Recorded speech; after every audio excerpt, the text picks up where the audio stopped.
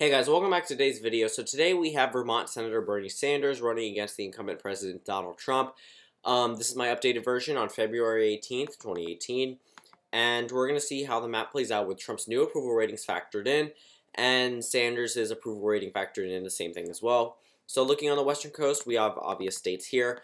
Alaska goes to Trump, Hawaii and California and Oregon and Washington all go to Sanders. Toss-up states I'm going to start filling in I'll fill it in with yellow. Let me fill this in the map. Okay. Yellow states, safe states, the ones that I fill in red and I characterize in red. Leave that as a toss-up. Down in the south, areas for improvement for Trump, but he would still win there. Yeah, traditional swing states, as we've seen almost every election. North, it's a lot of swing states. But yeah, so we're going to start filling in the map. Democrat, Republican, safe strongholds, depending on the states. And yeah, so 182 electoral votes for Bernie Sanders to 119 for Donald Trump. Some more obvious ones. The state of Utah is probably not going to go to Bernie Sanders. Sanders probably won't carry Texas, although Donald Trump's approval rating is lower there than it is in the Rust Belt. But again, the Rust Belt was easier for Democrats to win in 12 and 08 rather than the state of Texas, likely because there was a Trump factor in. But now we have 182 electoral votes for Bernie Sanders to 163 for Donald Trump. Arizona, that one, with Trump's rising approval ratings, I'd give Arizona and Georgia to the president.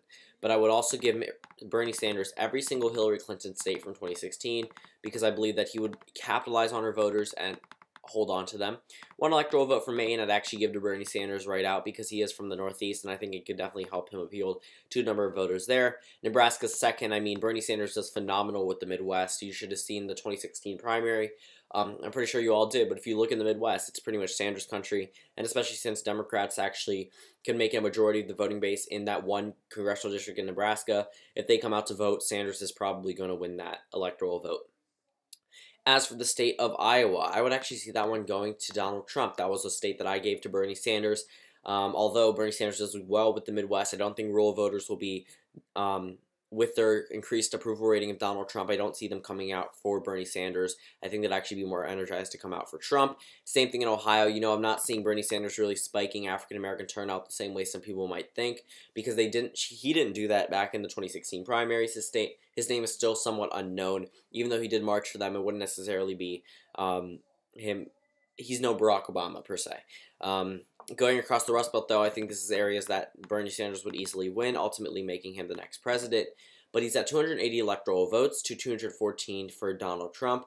Now all that remains is North Carolina and Florida. I still think that the state of Florida would go to Bernie Sanders. But the only another state I'm going to change is North Carolina for Donald Trump. But I'm thinking that with Trump's increased approval ratings, I think it'll be increasingly harder for Democrats to win in a number of these states. But we're going to give Sanders 309 electoral votes to Donald Trump's 229. Thank you guys for watching this video, and I'll see you all tomorrow.